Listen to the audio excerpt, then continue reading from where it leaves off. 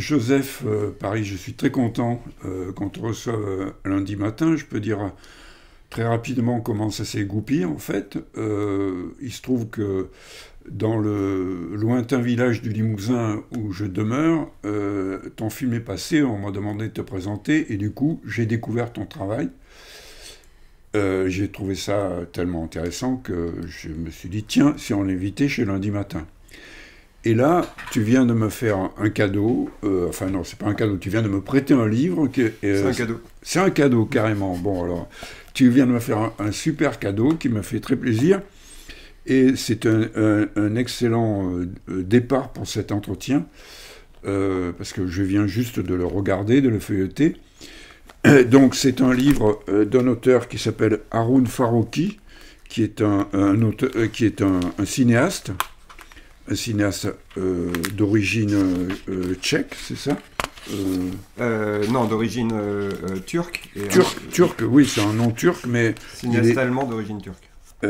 Il est né à Neutytschein, aujourd'hui Novi Jičín, je suis désolé, c'est certainement une très mauvaise prononciation, en République tchèque. Il a vécu et travaillé à Berlin en 1962 jusqu'à sa mort en 2014. Donc c'est un Turc qui a vécu principalement en Allemagne. Et c'est un... Tu m'avais dit que c'était un peu ta référence principale, quoi. Et je trouve qu'une très bonne introduction à notre débat pourrait être de lire la 4e de couverture. Alors la 4e de couverture dit... De ce livre. La 4e de couverture dit « Aujourd'hui, le plus mauvais des textes sur la photographie ne peut faire l'économie d'une référence à l'œuvre d'art de Walter Benjamin. » Je crois que le titre complet, c'est l'œuvre d'art à l'époque de sa reproduction industrielle. Reproductibilité technique. Ouais. Voilà, de sa reproductibilité. De Walter Benjamin, tandis que le meilleur des textes sur la musique de Bach croit pouvoir s'en tirer sans Anna Magdalena Bach de Straub et Huyer. Et un livre sur les nouveaux lotissements à la périphérie des villes ne connaît pas numéro 2 de Godard. Le film essai, le film essayiste, est une tâche aveugle dans l'œil du spectateur. Alors il me semble, moi, que... en fait, j'ai enfin compris ce que tu étais avec cette 4e, parce que c'est vrai que le film que j'ai vu de toi, Le Repli, sur la montée de l'islamophobie en France, est assez particulier, parce que c'est un film qui est à la fois extrêmement documenté, mais qui est très travaillé, et donc on peut dire que c'est un film essai, on peut dire que c'est ça que tu essayes de faire. Oui, juste pour rebondir sur Farroki, déjà, il m'intéresse beaucoup parce que je le tiens vraiment pour l'un des penseurs modernes des images du pouvoir. Il a consacré toute sa vie, tout son travail, tous ses films et aussi tous ses textes à travailler les images du pouvoir, les représentations du pouvoir, de la prison, de la police, de l'armée, etc. Et il fait partie de ces cinéastes et artistes comme il y en a un autre aussi, c'est Alan Sekula qui est photographe, qui regarde les images non pas pour leur contenu mais aussi pour leurs conditions de production et de distribution, et donc des forces économiques et politiques qui président à ces conditions de production et de distribution. Là où il m'a beaucoup inspiré, c'est parce qu'il a comme particularité de mettre en place dans ses films des dispositifs cinématographiques qui mettent à distance ces images-là, la matière avec laquelle il travaille, qui sont les images du pouvoir, en créant des espaces cinématographiques dans le film qui permettent au spectateur de participer à la production du savoir sur ces images, quoi. Donc c'est pas des films où le spectateur est en réception uniquement d'un discours qui lui est inculqué ou qui lui est transmis de manière pédagogique, un peu comme ça par le haut, mais il crée des espaces cinématographiques dans lesquels le spectateur est invité à avoir une participation active, un regard conscient et éclairé sur les images qu'on lui présente. Et alors Par exemple, il y a un des dispositifs que Farocki met en place dans un de ses films que j'ai repris directement, c'est le fait de mettre en jeu les mains du réalisateur dans le film. Dans mon film, à moi, on voit beaucoup mes mains. Je pourrais Dans le repli. Ouais. On voit beaucoup mes mains travailler les images. Je pourrais revenir tout à l'heure sur les raisons de ça, mais ça vient d'un de ses films où il montre son banc de montage, les vieux bancs de montage avec plusieurs écrans, plusieurs bandes, etc. Et il fait une comparaison.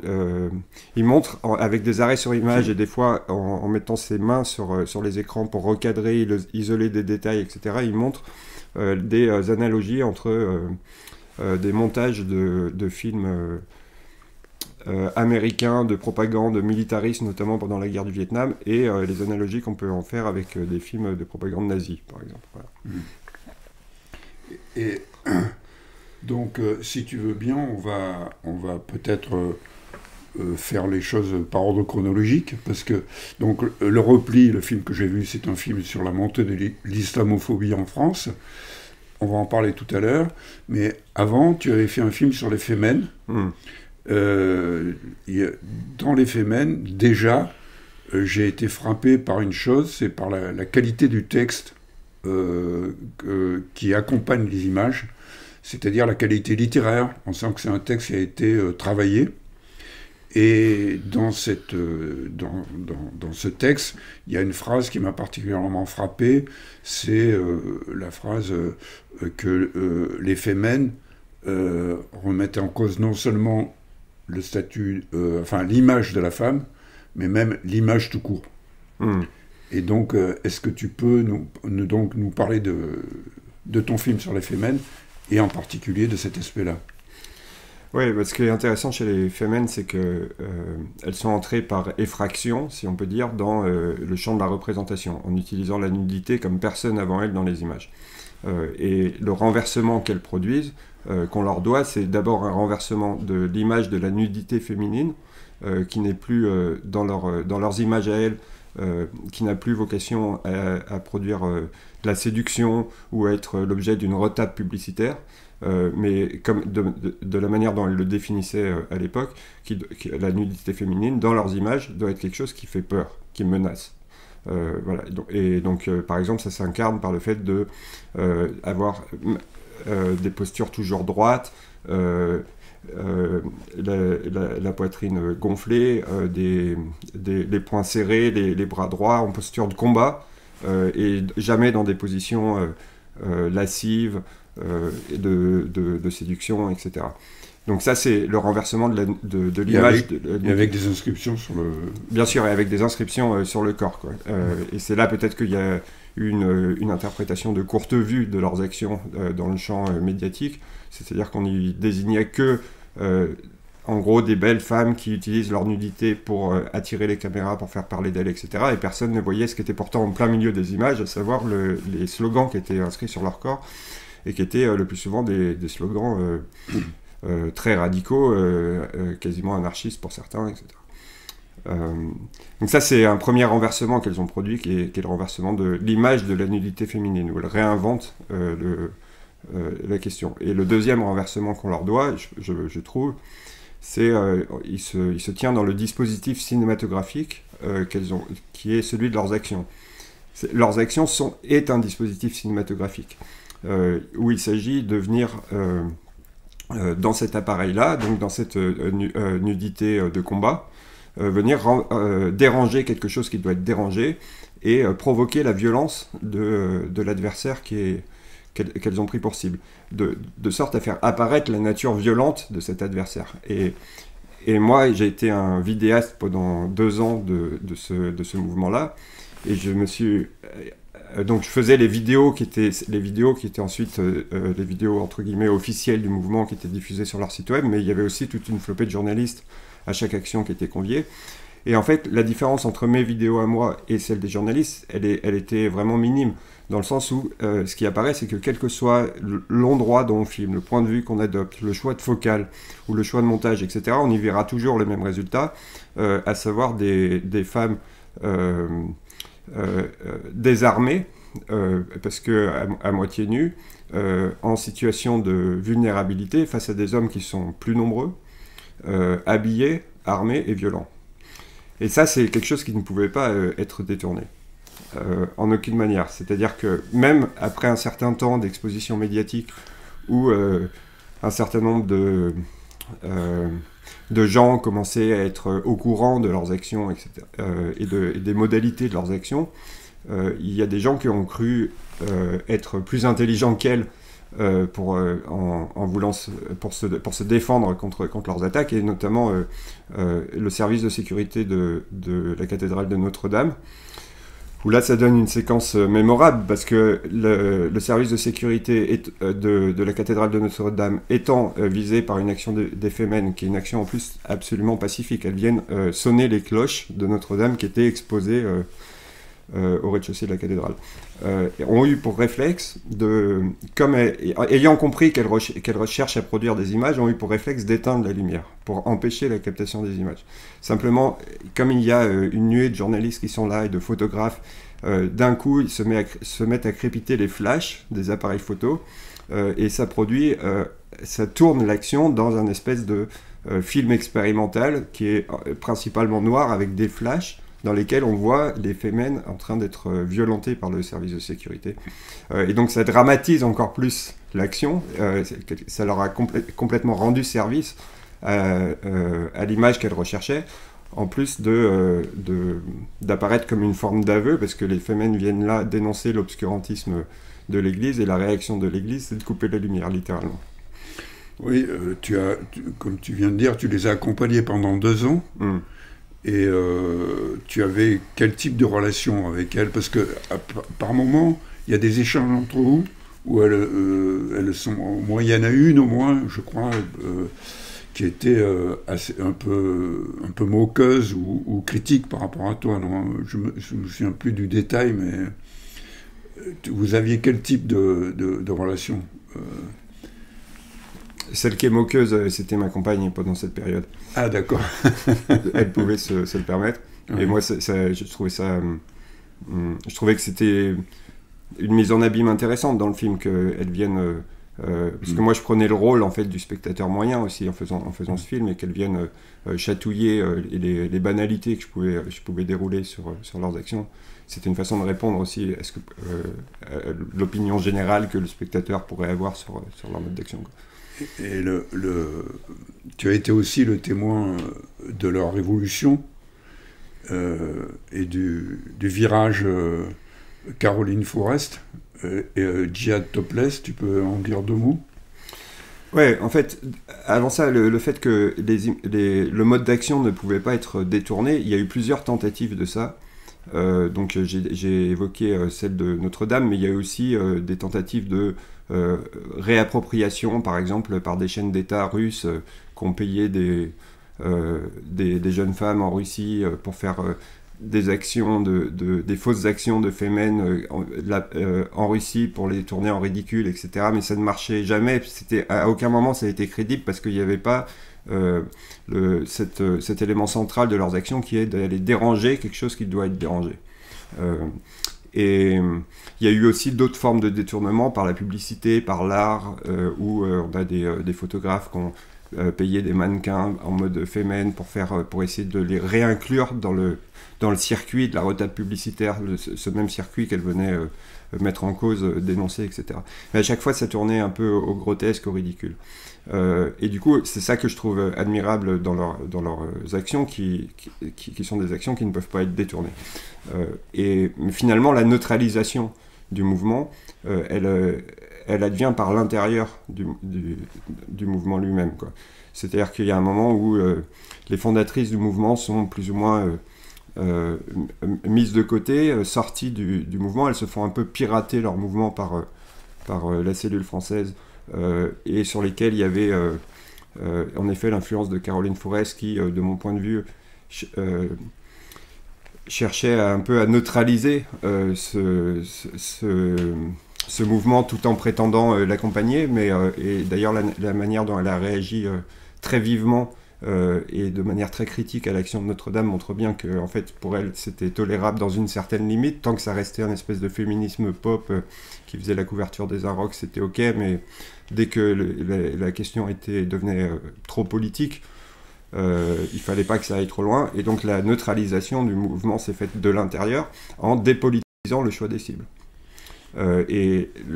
Pour moi, la session, le moment inaugural de cette dépolitisation du choix des cibles, c'est le moment où cette action où elles vont défiler sur les Champs-Élysées avec des Kalachnikov roses en plastique contre Daesh. C'est simplement ridicule, en fait, et ça ne dérange personne.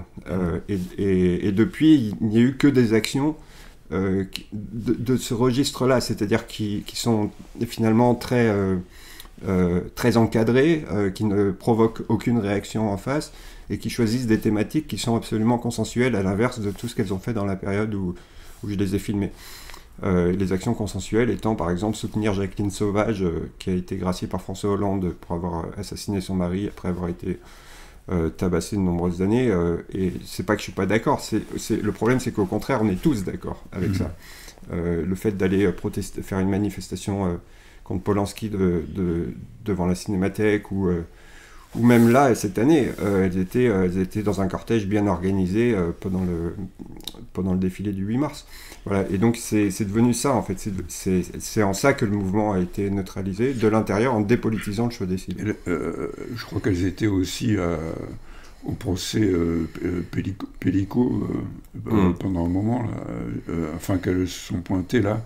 Mais ce qui est intéressant, c'est que le moment de bascule que tu montres dans le film, c'est à propos d'une jeune femme tunisienne qui a été poursuivie pour avoir fait une forme de protestation torse nu, et qui elles sont allées, la question se posait comment intervenir par rapport à un pays de culture musulmane, et comment ça s'est passé. Et c'est là que, dans ton film, en tout cas, Caroline Forest intervient très nettement pour pousser vers la critique de la culture musulmane en général, pas seulement de l'islamisme, mais de l'islam. Et là, il y avait déjà des dissensions à l'intérieur même du mouvement, enfin des réticences sur l'idée d'intervenir directement, de la façon qui était tout à fait courageuse, mais d'aller se mettre torse nu devant l'entrée du tribunal à Tunis, par rapport à toute une foule qui était là, qui était pas du tout disposée à recevoir ce genre de comportement, en tout cas qui le recevait comme une agression, et donc ça, je trouve que ça ouvre déjà des perspectives vers le film suivant, d'une certaine manière. Oui, c'est-à-dire que moi j'avais un regard partagé sur ces actions à ce moment-là, et en fait ce qui est intéressant, c'est que ça a été un dilemme à l'intérieur même du mouvement, et notamment particulièrement chez l'une des activistes qui a participé de ces actions en Tunisie, qui est une activiste allemande qui s'appelle Joséphine Witt, et qui était partagée dans le sens où il y avait cette Tunisienne Amina qui avait fait une action en mode féminin et qui s'exposait à une répression assez féroce, à la fois de l'État tunisien mais aussi des salafistes en Tunisie, et il fallait la soutenir. Il fallait exprimer une solidarité avec elle, donc elles y sont allées, elles ont fait leur protestation devant le tribunal, à la suite de quoi elles ont été arrêtées, elles ont fait 1 mois de prison en Tunisie, avant d'être libérées. Mais 1 mois de prison dans des conditions dégueulasses. Les prisons pour femmes en Tunisie, enfin, les descriptions qu'elles en ont faites, c'est vraiment des conditions de détention très dures. Et elles font ça à l'âge de... elles ont entre 20 et 25 ans. Joséphine a 20 ans, elle fête ses 20 ans en prison. Et donc on peut que reconnaître, louer leur courage extraordinaire et le geste de solidarité qu'elles ont pour Amina en Tunisie. En même temps, le dilemme, il est résumé aussi par le philosophe Benoît Goetz qui intervient dans le film à ce moment-là et qui cite justement le cinéaste Jean-Marie Straub que tu viens de citer là dans la lecture de la 4e de couverture de Haroun Farroukhi, qui dit l'espace n'est pas du caoutchouc, on peut pas débarquer comme ça dans un milieu avec des codes qui ne peuvent pas être compris dans ce milieu-là, quoi. Et de fait, 3 femmes blanches qui viennent avec un mode d'action qui expose leur nudité en Tunisie, etc., ça pose des questions sur aussi, ça peut renvoyer aussi à une forme de continuation de l'histoire coloniale et de cette manière de donner des leçons depuis la France voilà. Mais il y a quand même une différence entre l'usage que peut faire Caroline Fourest et les gens comme elle, etc., de l'islamophobie en France et ce que les Femen ont fait en Tunisie. Puisque les Femen, déjà, elles prennent des risques elles-mêmes, elles vont au point de faire un mois de prison, comme je le disais, et surtout, Amina, la Tunisienne qui a fait ça, elle le fait depuis chez elle, quoi. Donc, à la limite, ça, c'est un geste de courage qu'on ne peut que respecter et admirer. C'est tout à fait différent de prendre la situation des féministes des pays arabes et d'en faire de déplacer sur la situation française, qui est une situation sociale qui n'a absolument rien à voir, les thématiques qui sont portées par les féministes tunisiennes. Voilà. Et ça, je pense que c'est vraiment la faute intellectuelle que font beaucoup de féministes islamophobes en France, c'est-à-dire qu'elles disent oui mais regardez l'Iran, regardez la Tunisie, regardez les féministes qui sont là-bas, etc. Et c'est pour ça qu'il faut interdire le voile en France. Ça n'est pas du tout la même chose. Cette question du rapport du féminisme blanc avec les terres arabo-musulmanes, ça nous fait une bonne introduction, une bonne transition pour la suite sur le film sur la montée de l'islamophobie en France. Et là, j'ai d'abord été scié par la première séquence qui était celle il faut dire qu'une chose, c'est que il y a un personnage qui est une espèce de fil conducteur du film. C'est Yasser Louati. Tu redis son nom Yasser Louati. Yasser Louati, qui est un type assez impressionnant aussi pour ce qui est de la maîtrise de la réflexion et du langage, qui a été porte-parole du CCIF, du comité contre l'islamophobie en France, c'est ça, lequel a été dissous par le gouvernement français, mais il a une biographie assez intéressante parce qu'à un moment donné, il raconte qu'il a été, il est devenu commandant de bord après avoir fait les études qu'il fallait pour ça, commandant de bord d'avion. Mais il a eu son malheur, c'est que il a eu son diplôme en 2001, juste après les tours jumelles, et qu'il a dû envoyer des centaines de lettres avant de pouvoir des centaines de lettres de candidature avant de pouvoir enfin décrocher un job. Et donc il a appris de plein fouet ce que ça pouvait être l'islamophobie. Et donc, ce qui est assez hallucinant dans je peux le raconter sans spoiler, parce que ça vaut vraiment la peine d'être vu, même si on vous dit ce qu'il y a. Ce qui est assez hallucinant, c'est cette interview par CNN, qui est censée être aux États-Unis une sorte de chaîne progressiste, censée être progressiste. Et juste après le Bataclan, il y a deux journalistes ou éditorialistes, on ne sait pas trop si c'est plus des éditorialistes que des journalistes, qui interviewent Yasser de manière assez agressive, on peut dire, puisqu'ils lui disent Bon, alors, mais enfin, on voit que c'était une action particulièrement, le Bataclan, que c'était une action particulièrement bien organisée, qu'il a fallu vraiment faire ça. Ça a impliqué beaucoup de monde. Comment se fait-il que personne dans la communauté musulmane n'a alerté les autorités? Une question complètement hallucinante, c'est-à-dire qu'avec l'idée que, la communauté musulmane, d'une certaine manière, ce qu'il y a derrière, c'est que la communauté musulmane est complice. Voilà, donc, et lui, il se défend particulièrement bien, quoi. Novembre 2015, non, pour moi, novembre 2015, pour moi, c'était le cauchemar absolu.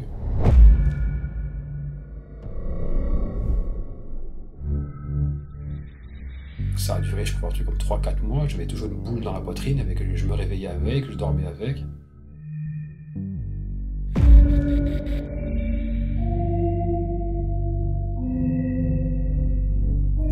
Et j'étais tout seul. J'ai pas eu droit au deuil. Et j'ai mis des mois à m'en remettre. Des terroristes avaient frappé Paris pour rendre leur guerre visible. Ce qui n'était pas pour gêner la marche d'une guerre dissimulée.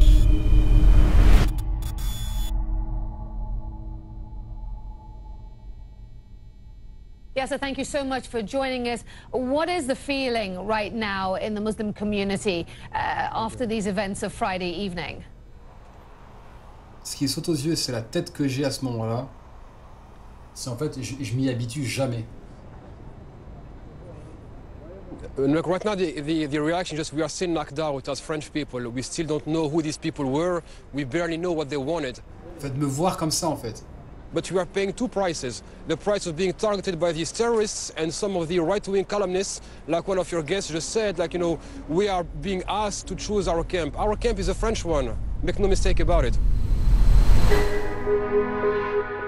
Nous étions le 15 novembre 2015.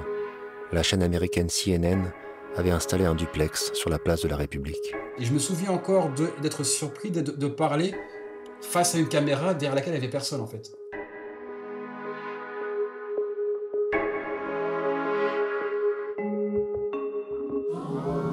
Well, Yasser, if your camp is the French camp, why is it that no one within the Muslim community there in France knew what these guys were up to? Il était 6 heures du matin. C'était l'hiver. Et l'interview se tenait dans le froid. Selon les informations, 129 personnes sont décédées et plus de 300 sont blessées. Et là, tu te retrouves devant une chaîne étrangère, t'as rien digéré, ça fait 48 heures que t'as pas dormi, et t'es déjà sur le front en train de te justifier, non c'est pas, j'ai rien à voir avec ça, quoi, limite. Because it seems to me that this was a pretty big plan. Surely someone beyond the 7 guys who have been killed over the last 48 hours would have to have known something, and that was probably within the Muslim community, but yet no one said anything. C'est violent quand même. C'est violent ce qu'il dit là. Comment, enfin, c'était un plan de grande ampleur. Quelqu'un devait savoir quelque chose.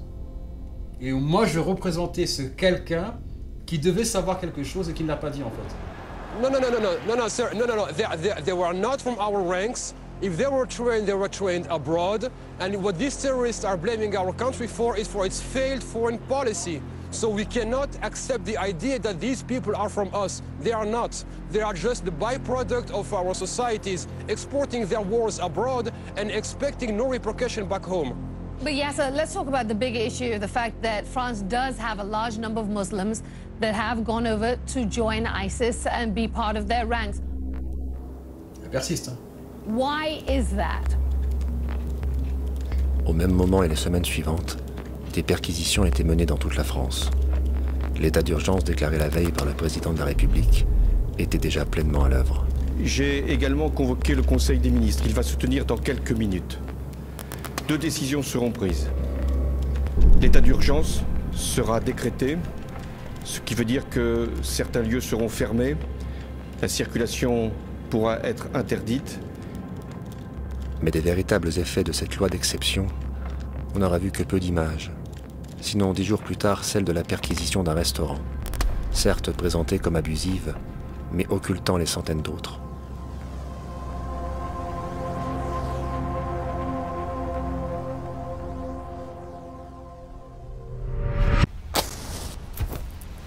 La seconde décision que j'ai prise, c'est la fermeture des frontières. Donc c'est comme ça que démarre ce film. Et ensuite, ce que j'ai trouvé vraiment très fort, c'est que tu reviens en arrière jusqu'à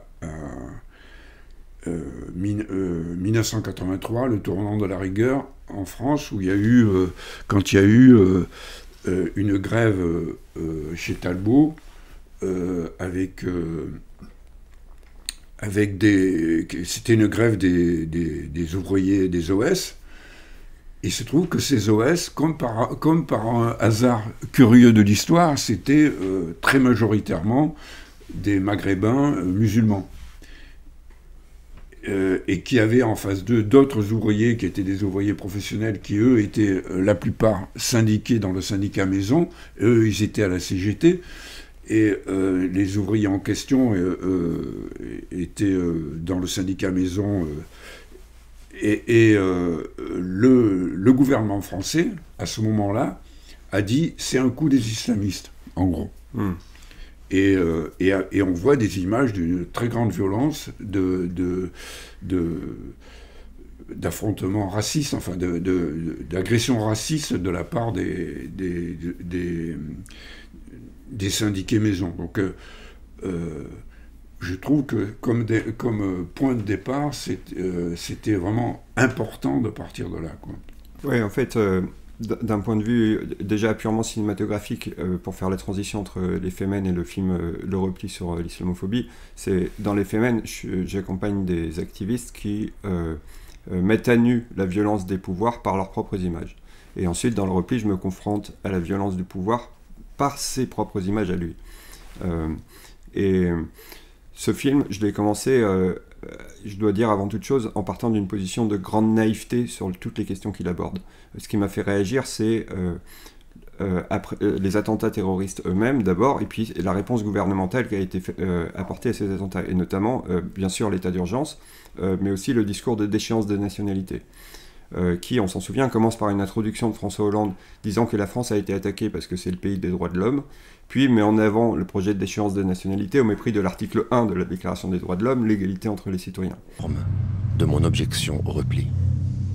Monsieur le Président du Congrès, Monsieur le Président du Sénat, Monsieur le Premier ministre, Mesdames, Messieurs les membres du gouvernement, Mesdames, Messieurs les parlementaires, la France est en guerre. On dit que la guerre fait des héros, mais du jour où le mot guerre fut prononcé, je ne retiens que la lâcheté pour laquelle tout le monde s'est levé. Le 16 novembre, 3 jours après les attaques, le président, s'adressant au Congrès réuni à Versailles, c'est-à-dire sous la forme la plus solennelle du protocole républicain, justifia l'état d'urgence en prétextant l'état de guerre. Les actes commis vendredi soir à Paris et près du Stade de France sont des actes de guerre. Ils sont le fait d'une armée de djihadistes, le groupe Daesh, qui nous combat parce que la France est un pays de liberté, parce que nous sommes la patrie des droits de l'homme. Mais sauf à considérer que suspendre des libertés équivaut à les défendre, on aura rarement vu un discours argumentant à ce point contre lui-même. Dans la nuit de vendredi, j'ai ordonné le rétablissement immédiat des contrôles aux frontières. Et j'ai proclamé l'état d'urgence, sur proposition du Premier ministre. Il y a eu cette nuit plus de 104 assignations à résidence et 168 perquisitions. Et il y en aura d'autres. 6 mois plus tard et plus de 3500 perquisitions au compteur, moins d'1% d'entre elles se révéleront liées à des faits de terrorisme. Ce qui aura donc valu à des milliers de familles simplement perçues comme musulmanes d'être visées par des descentes de police arbitraires. Il a regretté d'ailleurs, il a dit après. Oui, qu'il a regretté, et ça se retourne contre lui, parce qu'il dit oui, mais j'ai dit ça, je le regrette, mais quand je l'ai dit, toute l'Assemblée nationale s'est levée pour m'applaudir. Et de fait, il met lui-même en évidence l'espèce de consensus politique qu'il y avait autour de cette idée-là, et en tout cas de blâmer la communauté musulmane, de lui faire porter la responsabilité des attentats, de la même manière que CNN l'a fait dans l'interview que tu viens de décrire avec Yasser Louati. Et ça, c'est apparu pour moi comme un type de discours que j'avais l'impression d'entendre depuis toujours, comme une espèce de petite musique ronronnante et agaçante que j'entendais depuis ma naissance, mais à laquelle je ne m'étais jamais particulièrement intéressé. Et du coup, effectivement, j'ai fait une plongée dans les archives pour essayer de remonter à l'origine de ce type de discours. Et ensuite refaire le chemin en sens inverse pour voir comment un certain type de discours, le discours islamophobe, s'est installé dans le discours public. Et en effet, ça m'a ramené jusqu'au début des années 80, c'est-à-dire à proximité des années de ma naissance, à un moment où ce discours apparaît à ma grande surprise, parce que comme je disais, j'approchais la question avec beaucoup de naïveté, à ma grande surprise dans le discours de la gauche du gouvernement. Le postulat de départ que j'avais en abordant ce film, c'était comment est-il que des discours qui me paraissaient exclusifs à l'extrême droite il y a une quarantaine d'années ont contaminé le reste du champ politique, et du coup, effectivement, quelle ne fut pas ma surprise de découvrir que c'est en fait la gauche qui avait mis ces discours à l'agenda médiatique en premier, avant que ça passe dans la bouche de la droite traditionnelle, puis de l'extrême droite. Je vais développer là-dessus. Mais ce qui s'est passé dans les années 80, c'est que d'abord, dans les usines de l'industrie automobile, il y a des ouvriers d'origine immigrée qui sont pas français, qui vivent depuis plusieurs dizaines d'années, pour certains d'entre eux, une situation de tyrannie dans les usines.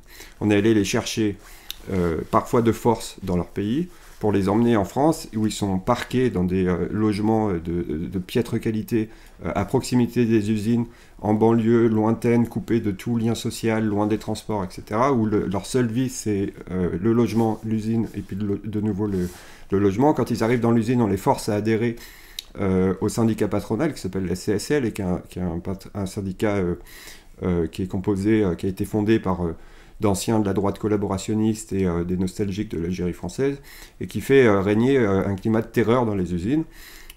Et s'ils n'adhèrent pas à ce syndicat-là, ils peuvent s'exposer à toutes sortes de brimades, d'être relégués sur des postes plus difficiles, d'être empêchés d'avancer dans l'entreprise, parfois d'être exposés à des coups et des agressions pures et simples. Et l'adhésion à ce syndicat, c'est une chose qu'on leur reprochera plus tard quand les grèves vont éclater sur les plateaux de télévision. On va leur dire, on dira aux leaders syndicalistes, mais vous êtes à la CGT aujourd'hui, mais vous étiez à la CSL avant, est-ce que vous n'avez pas un peu retourné votre veste, etc. Et pendant toutes ces années-là, avant l'arrivée de la gauche au pouvoir, la CGT et la CFDT utilisent des techniques de clandestinité pour s'infiltrer dans les usines et essayer de reconstruire clandestinement un tissu syndical qui serait prêt à prendre le relais le jour où un événement produira les circonstances favorables. Et cet événement, c'est l'élection de Mitterrand, qui soulève un vent d'espoir chez cette classe ouvrière particulière. Et il y a une première grève à Aulnay qui est soutenue par le gouvernement et qui est donc victorieuse. Et ça se propage dans toutes les usines de l'industrie automobile, et des grèves éclatent un peu partout, au point que la CGT et la CFDT enregistrent parfois 1000 adhésions par jour. Simplement, ce qui se passe, c'est qu'à mi-mandat, il y a ce qu'on retient comme étant le tournant de la rigueur, c'est-à-dire le moment inaugural de la trahison historique du Parti socialiste à l'égard des classes populaires, où le Parti socialiste adhère aux thèses néolibérales anglo-saxonne, et par conséquent se trouve dans une démarche de séduction des milieux financiers, d'essayer de se construire une respectabilité économique, et dans ce contexte-là, ça paraît difficile de continuer à soutenir les grévistes. Simplement se pose la question du modalité du refus de soutenir les grévistes, de continuer à soutenir les grévistes. La droite, à l'époque, est à l'offensive contre les grèves en disant c'est des immigrés, ils sont venus en France, ils en ont bien profité, ils n'ont qu'à rentrer chez eux. Il y avait même un slogan qui a donné aussi un film qui disait prends 15 000 balles et tire-toi. Et la gauche, se percevant comme antiraciste par essence, peut difficilement adopter le même discours. Et du coup, elle va dire mais nous, on n'a pas de problème avec le fait qu'ils soient étrangers, par contre, il y a des problèmes d'intégrisme dans cette grève. Et là-dessus, ils se fondent sur un document qui a été fourni par le patronat et qui est en fait écrit au départ par la CSL, donc ce syndicat patronal, qui fait état d'un problème musulman dans les grèves, où on parle d'un sorcier, de choses comme ça. Et ce document a été déposé à différents ministères, et ça devient un élément de langage du gouvernement pour justifier de ne plus soutenir les grévistes. Dans un document retrouvé par Vincent Gay, la direction de PSA postulait un problème musulman dans les grèves. La CGT y était décrite comme une organisation violente, au milieu d'hallucinations sur la présence d'un sorcier ou d'un appel à la grève sainte. L'information, ou supposait-elle, n'avait pas tardé à passer des bureaux de l'entreprise au cabinet ministériel. Le ministre du Travail, Jean Auroux, commentant les conflits de l'industrie automobile dans le journal L'Alsace et aussi à France Inter, fait état de données religieuses et extra-syndicales dans les conflits récents. La religion musulmane ne doit pas être institutionnalisée sur le lieu de travail, dit-il. Mais le ministre de l'Intérieur de l'époque, Gaston Defferre, dira même sur Europe 1 que on est en présence d'une grève chiite. La majorité des ouvriers de ces usines étant marocains, algériens, tunisiens, s'ils sont musulmans, ils sont assez certainement sunnites et pas chiites, mais c'est dire à quel point on colle sur ces grèves des référentiels qui n'ont absolument rien à voir avec la réalité sociale des usines. Et ça, bien sûr, c'est l'imaginaire de la révolution iranienne qui a eu lieu en 79 et qui sans doute reste un mystère, qui a, semble-t-il, été difficile à appréhender pour la gauche qui se considère comme dépositaire du principe de révolution et donc sociale, et donc l'idée d'une révolution religieuse.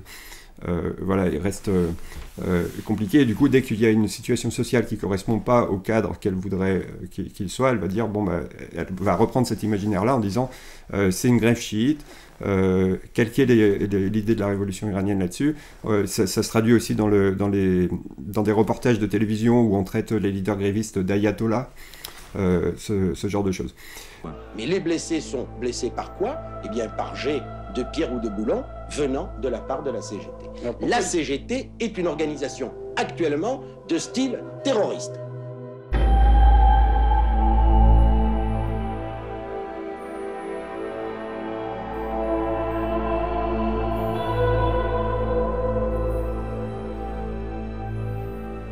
Les gars, ils ont débrayé, ils ont descendu sur le plateau de retouche. Et les insultes, les communistes, vous êtes ça et ça et ça, les noms, de tous les noms, ils ont traité les ouvriers de Tolouna. C'est normal qu'il y aura des accrochages. Ça, c'est les provocations de la direction, comme d'habitude, toujours ils cherchent. Voilà, mais ça, c'est une manœuvre qui est opportuniste, qui est circonstanciée. C'est une manœuvre opportuniste dans le sens où il s'agit juste de se débarrasser de ces grèves-là et de trouver un argument pour... Mais tu m'avais dit, je crois que tu nous avais dit que c'est Auroux qui avait parlé de ça aussi, et tu lui avais posé la question, il s'en souvenait plus, c'est ça? Oui, voilà, c'est pas moi c'est Vincent Gay, le chercheur qui a travaillé là-dessus, qui a eu l'occasion de rencontrer Jean Auroux avant son décès, et qui lui a posé la question de ce moment-là, parce qu'il a fait partie de ces ministres qui ont été à l'offensive en disant la religion n'a pas sa place dans l'entreprise, etc. Alors même que Vincent Gay montre qu'il y a eu des salles de prière à la fin des années 70 qui ont été installées dans les usines à l'initiative du patronat, qui au contraire y voyait aucun problème et même une forme de pacification sociale par l'intermédiaire de la religion. On faisait dans les journaux patronaux, on faisait des reportages sur le déplacement d'un ouvrier à la Mecque, ce genre de choses. Donc c'était pas un problème jusque-là, quoi. Soudainement, ça devient un problème par la voix de Jean Auroux notamment et d'autres, Gaston Defferre et Pierre Mauroy. Et Jean Auroux, interrogé là-dessus par Vincent Gay, dit qu'il s'en souvient pas de cet événement. Et en fait, on peut le croire, il s'en souvient pas, parce que pourquoi pas? C'est une manœuvre politicienne comme tant d'autres dans une carrière politique. Il y en a eu d'autres avant, d'autres après, et celle-ci en particulier, il s'en souvient pas. Ce dont il pouvait pas, ce dont il se doutait peut-être pas, c'est que le même discours qui sorte de manière opportuniste à ce moment-là pour se débarrasser des grèves va être un discours qui va servir, qui va rester dans le temps, parce que le même discours qui venait disqualifier des grèves qui étaient en effet menées par des ouvriers qui étaient immigrés va servir à disqualifier leurs enfants qui eux sont français. Et ça c'est ce qu'explique l'autre chercheur Thomas Deltombe, qui dit que en fait c'est un discours qui sert à créer de l'étrangeté, c'est-à-dire à désigner comme étrangers des gens qui sont en fait français, à renvoyer comme étrangers des gens qui sont en fait français en permanence. Et c'est pour ça qu'on y est encore là-dedans. Et ça c'est ce que comprend la droite par l'intermédiaire de François Baroin en 2004, où de 89 à 2004, il y a les affaires du voile à Creil, etc., et qui aboutissent à une loi d'interdiction du voile à l'école, une loi qui a été largement pensée par François Baroin, qui est l'auteur d'un rapport pour une nouvelle laïcité, où il redéfinit le principe de laïcité en déplaçant l'obligation de neutralité de l'État vers les individus. C'est-à-dire que c'est plus à l'État d'être neutre dans le souci de garantir justement la liberté religieuse, mais aux individus de cacher leur religion, de faire acte de neutralité religieuse. Ça s'est terminé avec Valls qui disait Marianne n'est pas voilée voilà. en meeting. Et il sait qu'il y a un danger dans ce qu'il est en train de dire, parce qu'il affirme lui-même dans son rapport qu'à un certain point, la nouvelle laïcité telle qu'il la théorise est attentatoire aux droits de l'homme, mais que c'est tranquille, ça lui va, c'est pas un problème. Mais ce qui est intéressant de retenir sur cette séquence-là, c'est que ce rapport qu'il a produit pour une nouvelle laïcité qui a donné la loi de 2004, c'est un rapport qui n'est pas un rapport parlementaire, c'est un rapport qui est interne à la droite, c'est un rapport qui est destiné à modifier le discours de sa famille politique. Et par exemple, Nicolas Sarkozy, qu'on perçoit aujourd'hui comme une icône du discours islamophobe avec le ministère de l'Identité nationale et toute son œuvre, était opposé à la loi de 2004. C'est François Baroin qui, devenant son directeur de campagne plus tard pour la présidentielle, je pèse le mot, va le convertir à ce type de discours. Le Pen aussi disait que c'était pas un problème le voile à un moment donné. Voilà, et en la matière, c'est intéressant de voir quelle était la réaction du Front National et de Jean-Marie Le Pen à l'époque, parce qu'on le voit dans le film par les archives, il dit, en gros, je résume, qu'est-ce qu'on nous emmerde avec le voile? Le vrai problème, c'est l'immigration. Et donc, en cela, il renvoie à ce que je disais tout à l'heure, à savoir il renvoie au sous-texte de ce discours-là, qui est de désigner comme étrangers des gens qui sont français. Et donc lui, il écarte ce truc-là. Et aussi parce que les questions de laïcité pour Jean-Marie Le Pen, c'est pour un parti d'intégristes catholiques, c'est pas le sujet. Il n'est pas favorable à la laïcité, même pas celle de 1905.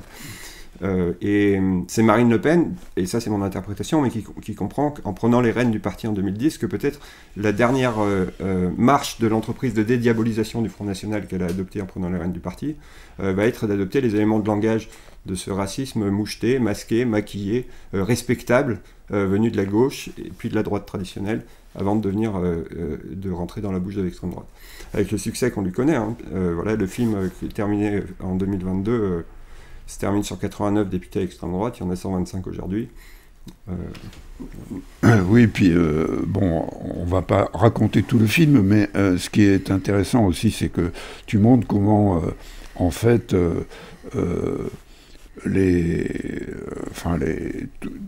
toutes les mesures législatives qui renforcent l'islamophobie sont aussi applicables à toute forme de contestation, puisque, par exemple, l'état d'urgence a d'abord été appliqué contre la manif, contre la COP21 et pour le climat. Donc, enfin, d'abord contre les musulmans, ensuite contre les militants de la COP. Oui, d'abord contre les musulmans, avec une série de perquisitions qui visaient la communauté musulmane en général, et non pas les djihadistes en particulier.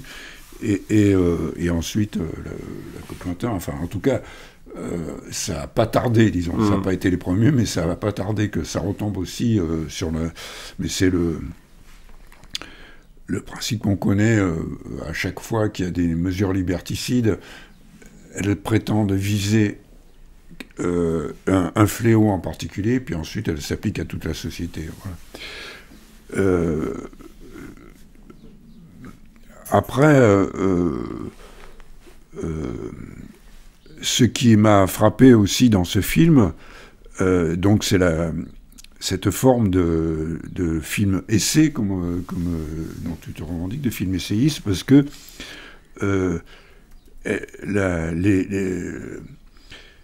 les éléments classiques du documentaire, c'est-à-dire des images d'archives et des interviews, sont entrecoupés d'autres images qui sont des images artificielles, des images fabriquées, donc où il y a tes mains, et puis il y a aussi des images des gens qui parlent avec des coulées des yeux ou de la bouche. Est-ce que tu peux dire quelle est, selon toi,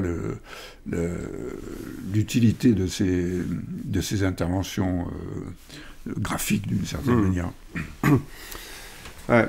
En effet, la première fois quand je me suis retrouvé pour la première fois avec quand j'ai mis les images de télévision, ces images d'archives dans mon banc de montage, je me suis dit, mais vraiment, comment je vais faire un film avec ça?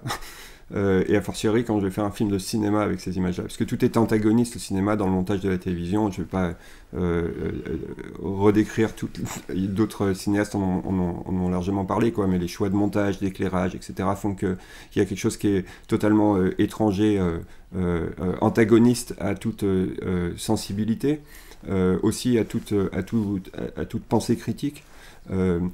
Et des fois, ça passe par aussi des problèmes très concrets. C'est le fait que le présentateur à la rédaction, quand il passe un reportage, commence à reprendre la parole par-dessus la fin du reportage, ce qui fait que moi je peux pas complètement isoler la voix de l'ouvrier qui était en train de parler, etc.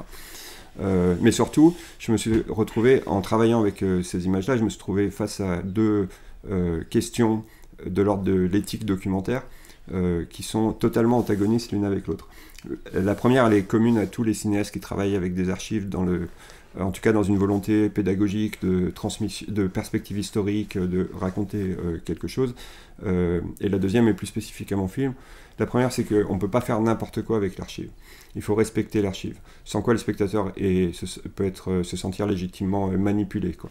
Il faut respecter une forme d'intégrité de l'archive pour permettre le regard conscient et critique du spectateur sur ces images-là. Mais moi, j'avais un deuxième problème qui est totalement contraire, c'est le fait que je suis en relation avec les images du pouvoir, et que si je respecte l'archive, je risque de me faire l'auxiliaire des images du pouvoir, quoi, et des discours du pouvoir. Et donc ça, c'était évidemment pas possible. Alors, ma réaction s'est faite en plusieurs étapes par rapport à ces images-là. D'abord, comme c'est des images que j'ai traitées en grand volume, j'avais le besoin de les reprendre en main, littéralement, de ralentir le flux. Et donc, j'ai eu la réaction de les imprimer pour pouvoir les prendre en main, littéralement. On voit beaucoup mes mains dans le film. Et aussi de pouvoir les filmer par au-dessus, de surplomber les images du pouvoir plutôt que d'être surplombé par elles. Et je manipule les images. Et par là, je montre que je fais des remontages de ces images-là, et je les manipule au sens strict, c'est-à-dire qu'on voit mes images en train de manipuler les images, mais en étant transparent sur le remontage que moi je fais des images, sur les manipulations d'images que je fais, je renvoie l'interrogation du spectateur sur la manipulation qui est, elle, dissimulée du montage d'origine de ces images. Et les interventions graphiques que j'ai faites sur ces images, qui consistent à effectivement venir comme je les ai imprimées, à venir les gratter, les déchirer. J'attaque beaucoup les yeux ou les bouches par lesquelles toutes ces horreurs sont prononcées. Elles ont plusieurs sources d'inspiration, deux principalement. D'abord une inspiration très de niche, qui est le cinéma expérimental new-yorkais des années 60-70, qui était le fait de gens qui fuyaient les horreurs de la Seconde Guerre mondiale en Europe et qui s'étaient exilés aux États-Unis. Et certains d'entre eux avaient un fort désir de cinéma, mais ils vivaient dans un dénuement extrême, une grande pauvreté, et donc ils n'avaient absolument pas les moyens ni d'acheter de la pellicule et a fortiori des caméras. Et une partie d'entre eux ont commencé à travailler avec des bobines usagées qu'ils récupéraient dans les poubelles, et sur lesquelles ils venaient gratter, colorier, déchirer, brûler la pellicule, et ça a donné un genre de cinéma expérimental qui compte beaucoup pour moi, mais surtout je trouve ça... il y a quelque chose d'instructif dans le fait que, sans doute, que confronté aux images du pouvoir, je me suis tourné vers des pratiques expérimentales, des gens qui travaillaient avec des images trouvées dans les poubelles. C'est peut-être une analogie à faire entre les deux. La deuxième source d'inspiration, évidemment, c'est cette forme de riposte populaire, anonyme et gracieuse qui s'exprime à chaque élection quand, à coups de clé ou de feutre, on vient déchirer les affiches électorales et restaurer un petit peu de beauté dans l'espace public. Parce que ces affiches, en plus d'être bien sûr idéologiquement nauséabondes, elles sont aussi très souvent d'une laideur graphique caractérisée, et donc voilà, le fait de venir les déchirer restaure un peu de beauté dans l'espace public, mais surtout c'est intéressant de voir ce qu'il advient de ces images quand elles ne sont plus protégées par leur immatérialité, c'est-à-dire quand elles sont à la télévision, elles sont hors d'atteinte, mais une fois de temps en temps, les mêmes images sont exposées matériellement dans l'espace public, et là on voit qu'est-ce qui s'exprime. Et simplement pour revenir aux deux points d'éthique documentaire qui sont antagonistes l'un à l'autre que je mentionnais tout à l'heure, comment j'ai essayé de résoudre la question? Eh bien, chaque fois que je fais une intervention graphique sur une image, on verra toujours l'archive brute avant ou après, et parfois en même temps avec l'écran séparé en deux. Voilà, c'est comme ça que j'articule le fait de à la fois respecter l'archive pour permettre le regard éclairé et conscient du spectateur, et en même temps le fait de ne pas être l'auxiliaire des images du pouvoir, de ne pas les laisser intactes. Et je pense que pour beaucoup d'entre nous, avec les horreurs qu'on entend dans ces archives-là, qui sont prononcées, ça fait du bien aussi de voir ces images être attaquées. C'est aussi une façon de réactiver subtilement le fait que devant la machine étatique que décrit le film, qui broie tant de vie, de réactiver subtilement le fait qu'on peut la confronter, qu'en fait il y a une forme de servitude volontaire. Tout ça, ce ne sont que des bouts de papier, ce ne sont que des textes, quoi. Voilà. Des images, bon. Et que dire, je m'attendais à ce qu'on me fasse le reproche d'une forme de violence symbolique, parce que j'attaque les yeux, j'attaque les bouches, j'attaque les visages de ces gens-là. Mais comme dit le peintre, ceci n'est pas une pipe, mais l'image d'une pipe, ce ne sont que des images, quoi. C'est toujours moins violent de déchirer bout de papier que de déchirer la tente d'un réfugié, que de jeter le terme d'ayatollah sur l'image d'un gréviste, que de mettre au banc certaines catégories de population continuellement du matin au soir, surtout les micros ouverts à la radio et à la télévision. Voilà.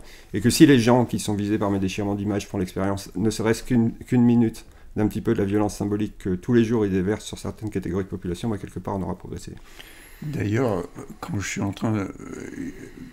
Ton visage me rappelait quelque chose, je me demandais à quoi me fait penser ton visage. Et en fait, je ne sais pas si tu connais cette icône de toute la littérature radicale de l'homme au couteau entre les dents. Je trouve que tu as tout à fait le physique du personnage en question, il te manque juste le couteau entre les dents. Tant mieux si je peux faire peur comme ça. Voilà. Tant mieux. Donc, je pense aussi que... j'espère que c'est un peu dans le même esprit que tu es en train de préparer un film sur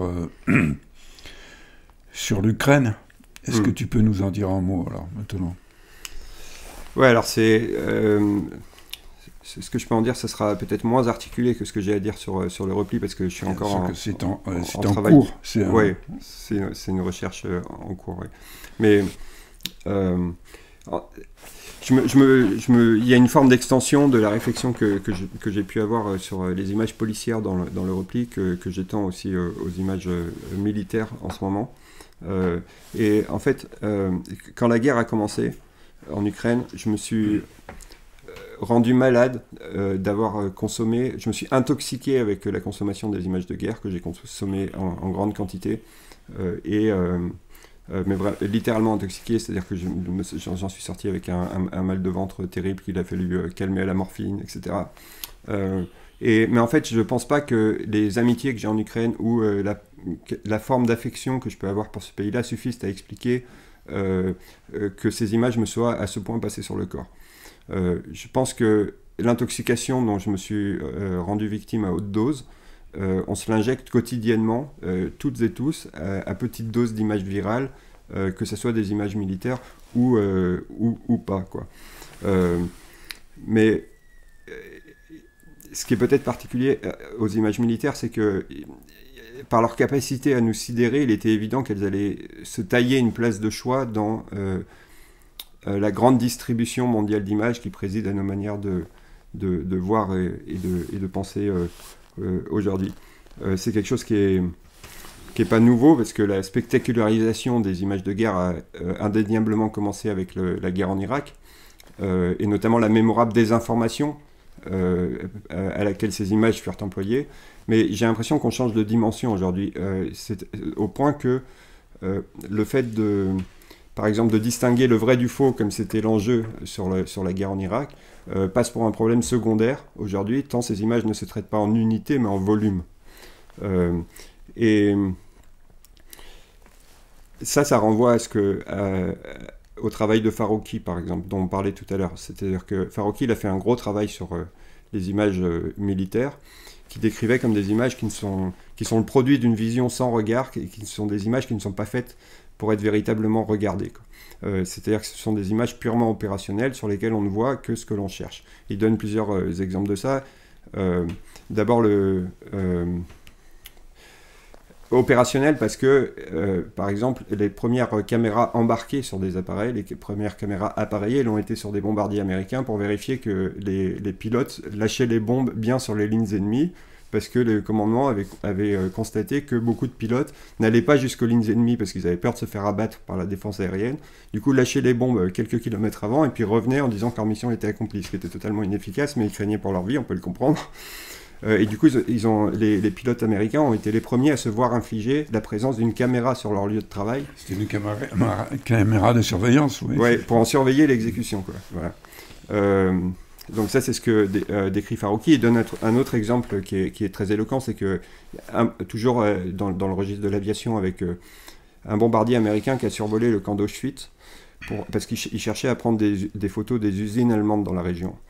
Mais comme ce ne sont des images sur lesquelles on ne voit que ce que l'on cherche, comme le décrit Farooqui, on n'a pas vu Auschwitz qui était en plein milieu des images. Ce n'est que quand elles ont été déclassifiées des dizaines d'années plus tard que des chercheurs ont remarqué qu'il y avait des photos très claires du camp d'Auschwitz. Mais comme on cherchait des usines, on les a trouvées. On ne cherchait pas Auschwitz, on ne l'a pas vu.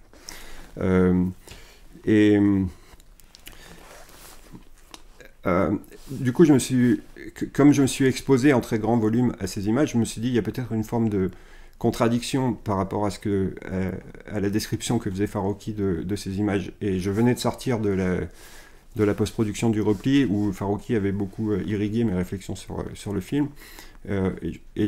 Ces images qui n'étaient pas faites pour être, comme il le définit, qui n'étaient pas faites pour être regardées, moi je les avais consommées en grand volume.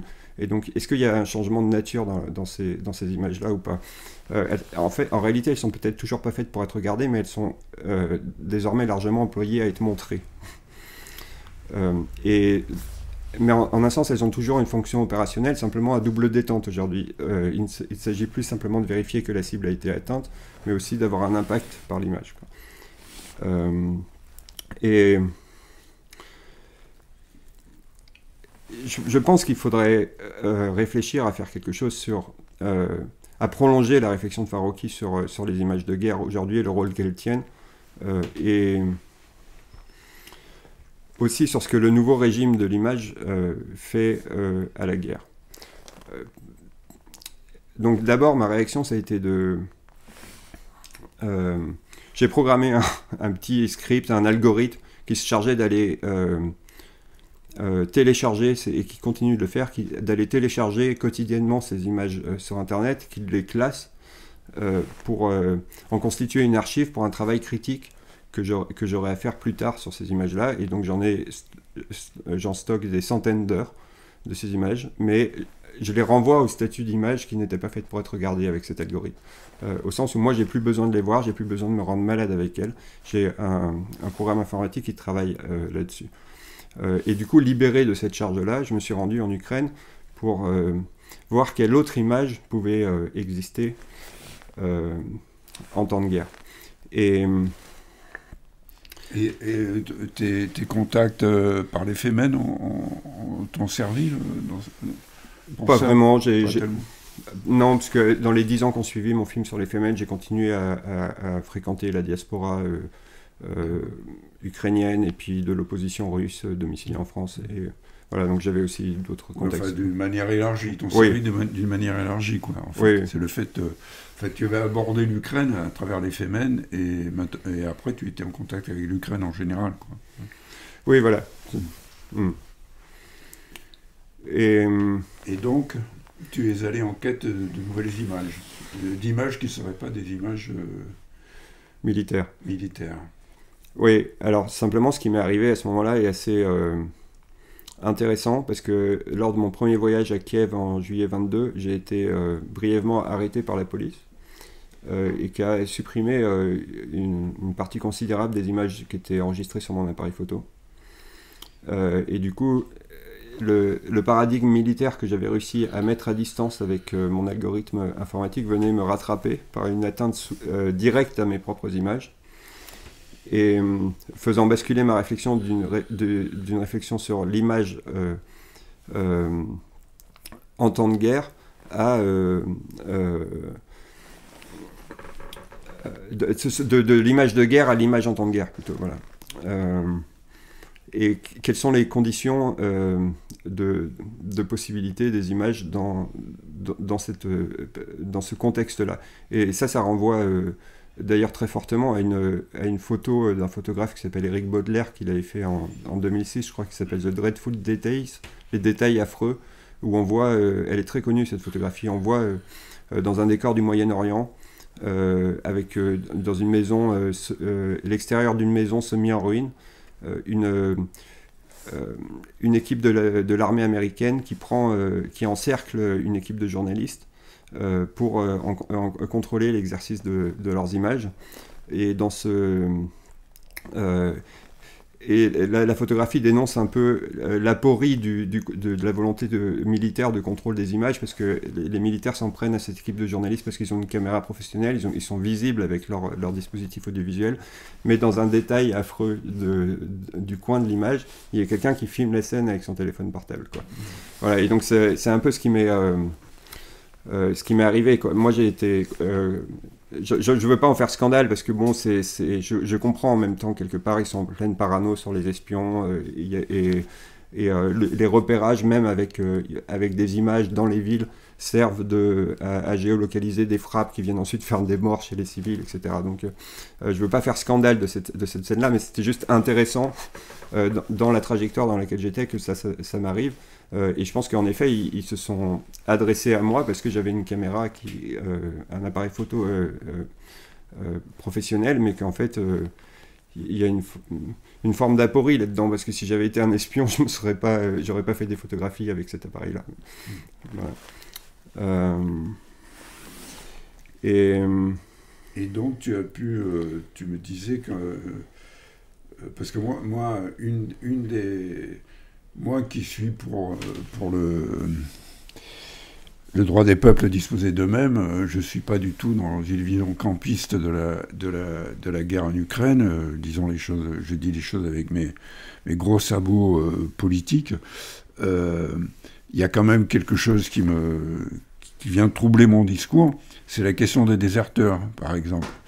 Et ça m'a frappé dans ce que tu me disais, c'est que, en fait, dans beaucoup de gens que tu as fréquentés, il y a des gens qui restent chez eux parce qu'ils ne veulent pas être raflés pour être emmenés. Et je me disais que, d'une certaine manière, c'est un peu notre position à tous maintenant. Là où on est, on est chez nous, on essaye de rester chez nous et de ne pas se sentir trop concerné par ce qui se passe là-bas. Et parce qu'on n'est pas parti pour aller s'enrôler dans des brigades internationales au profit de l'Ukraine, mais en même temps, les gens qui sont dans ces appartements, ils sont dans une certaine mauvaise conscience, ce que tu me racontais. Ouais, en fait, les déserteurs au sens large et pas forcément au sens strict, le sens strict étant quelqu'un qui a été recruté par l'armée et qui fuit la zone de combat et qui essaye d'échapper à la surveillance et au fait de se faire attraper pour sortir du pays, etc. Bon, ça, j'en ai pas rencontré, même s'il y en a. Et d'ailleurs, on a fait récemment beaucoup d'articles là-dessus dans les journaux, et ce qui est un peu trompeur, parce que ça laisserait entendre qu'en fait, il y aurait un rejet... total de la mobilisation en Ukraine. En réalité, et que les Ukrainiens ne veulent plus de cette guerre, ils ne veulent plus se battre, etc., qui sont prêts à renoncer. Et, en fait, rien n'est moins vrai. Et les gens donc les déserteurs au sens large, donc c'est-à-dire ceux qui restent chez eux, qui essayent d'éviter le fait d'être recrutés arbitrairement dans la rue, vivent avec un dilemme moral insoutenable, quoi.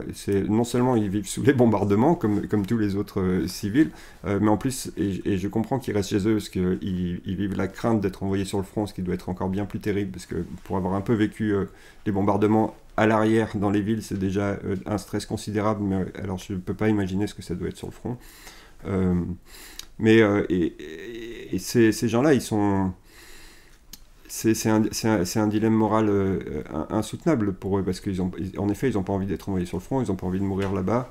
En même temps, pour beaucoup d'entre eux, ils ont des amis qui sont sur le front, soit qui étaient dans l'armée avant, soit qui étaient pas dans l'armée au départ, qui étaient architectes, qui étaient poètes, qui étaient peintres, qui étaient ce que vous voulez, et qui se sont engagés dans les forces armées ukrainiennes en 2022, au début de l'invasion, et qui sont sur le front depuis cette période-là, qui sont épuisés, qui sont éreintés, qui demandent à être remplacés. Voilà, donc c'est un peu l'inconvénient dans lesquels ils se trouvent, et tu as raison que c'est un peu une parabole de la situation dans laquelle on est, quoi. C'est assez confortable de tenir un discours anti-guerre tant qu'on n'est pas menacé directement par elle, mais il y a des gens qui font face à la volonté expansionniste de la Russie et qui en un sens se battent pour nous, et qui eux ils payent, ils comptent leur mort au quotidien. Et bon, on va peut-être terminer, mais on peut dire aussi que le... Je vais juste rajouter une remarque, attends, je vais ajuster mon truc pour enregistrer bien.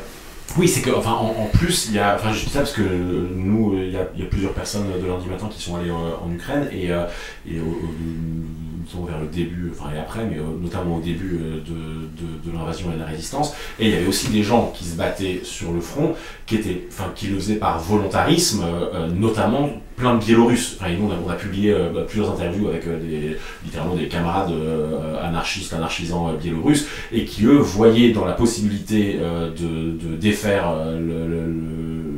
l'armée de Poutine en Ukraine, la possibilité indirecte de défaire leur régime même pro-russe, quoi. Donc enfin, après, je pense que la situation a beaucoup bougé depuis, mais en tout cas, parce que ce que Serge, tu disais, on va pas faire des brigades internationales, ben en réalité, si, il y a eu un peu de ça, en tout cas au début, en volontarisme, l'idée qu'il y aurait dans cette possibilité de résistance la possibilité de pousser plus loin les libertés des uns et des autres, notamment des pays limitrophes.